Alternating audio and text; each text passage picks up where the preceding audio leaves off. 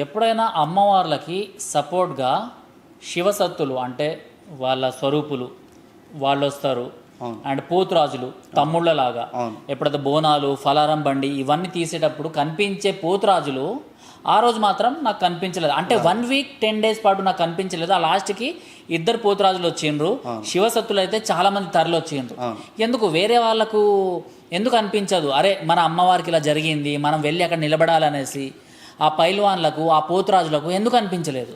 వాళ్ళే కాదు, ఇంకా మన సాధు సంతులు వీళ్ళు కూడా ఈ టీవీలలో కూర్చొని శ్రీమాత్రే నమ అని చెప్పేసి మనం ఏదైనా కార్యక్రమం స్టార్ట్ చేసే ముందు చెప్పండి అని చెప్పేసి చాలా గొప్పగా చెప్తారు.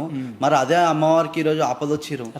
ఏ ఒక్క బ్రాహ్మణుడు కానీ ఏ ఒక్క పండితుడు కానీ ఎందుకు నోరు మీరు ఇప్పట్లేదు? ఇదే అందరు కానీ చిన్నజీయ స్వామి కానీ గరికపాటి వీళ్ళంతా స్వామీజీలు కానీ ఇదే చిలుకూరు స్వామీజీ కానీ ఎందుకు స్పందించట్లేదు?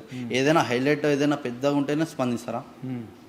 ఇంకా మీరు అన్నట్టు ఇప్పుడు పోతురాళ్ళు కానీ నేను ఒక 1 డే బ్యాక్ చందన్న అని చెప్పేసి పోతురాజు చేస్తాడు. ఆయన ఫేమస్ పోతురాజు. ఆయన కాల్ చేస్తే ఆయన వచ్చిండు. ఇంకా అందరు రావాలని ఆ రోజు వచ్చింది ఆయన వాళ్ళిద్దరు వచ్చిండ్రు.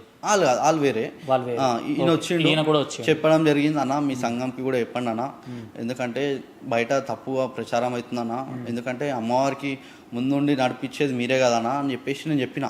ఆయన వచ్చిండు.